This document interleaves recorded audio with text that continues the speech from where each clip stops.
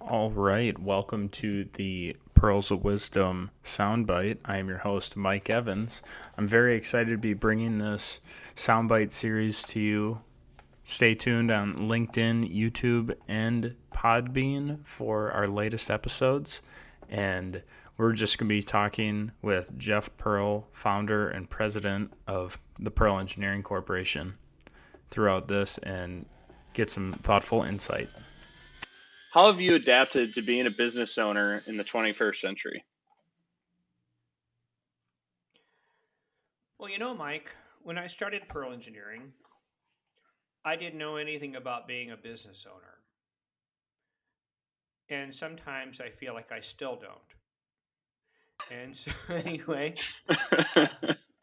um, honestly, though, although I had the DNA in me and the drive and the dream to start Pearl Engineering, like I said, since I was 14, so for 26 years, and when I was preparing to start doing it, it would be about the same thing as saying, I've decided I want to run a marathon, but I don't know anything about running. I don't know anything about training. I don't know anything about shoes, leg cramps, pacing, um, you know, uh, dehydration. So therefore, in the 2 years before I started Pearl Engineering, I really had to start learning a lot of new skills and adapting a lot of new abilities in order to do that.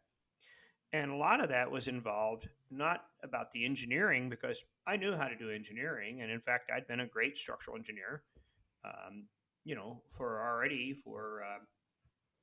for 15 years.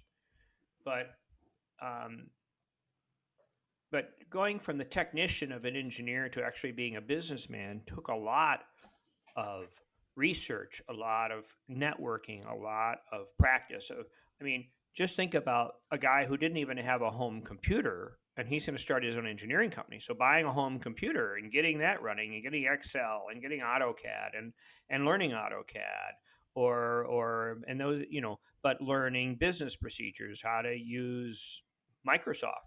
Didn't even use Microsoft. We had secretaries before. So I didn't manage anybody. I never had an employee. I never managed people. I never managed budgets per se, because I was just doing the engineering on budgeted projects for paper mills and clients. So I never supervised anybody. So learning all of that was an immense learning curve, um, and in doing so, it was, So I joked when I hired my first person. I said, I don't know what the hell I'm doing. And they thought I was just joking and being humble. I'm like, no, I really don't know what the hell I'm doing.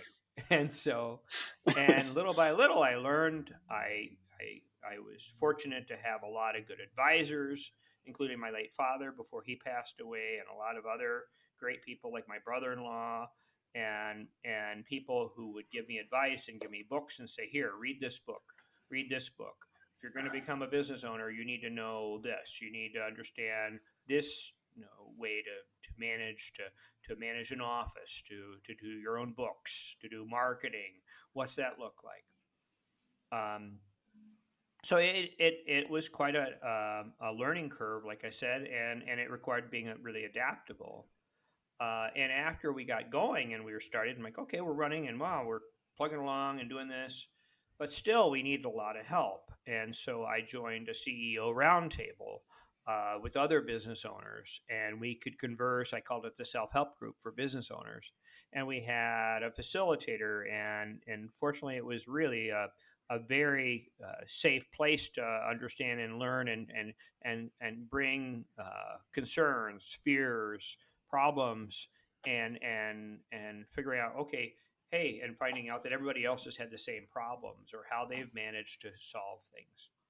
Um, so it's and then gaining James Custer as our CFO and business manager here has been really a great part of that adaptability. Building a leadership team of a group of people that we can all get together and discuss, not like, oh, how are we going to electrically engineer this project, but rather how are we going to manage this company? How are we going to grow? What is our future, and how are we going to manage that? I think I have a saying that a strong person gets their needs met. Oh, I take that back. A successful person gets their needs met. And I really believe that. And I believe you do that through resources. And so drawing on, asking for help, seeking the resources you need in order to solve that problem, to grow stronger, to be faster and better, and more successful, that's what it takes. So they say survival of the fittest is based on one thing, and that's adaptability. And so I think being adaptable means seeking the resources and utilizing those. And so that's what's worked for me. Thank you for listening to this episode of the Pearl Engineering Soundbite. Stay tuned next time. Have a great day.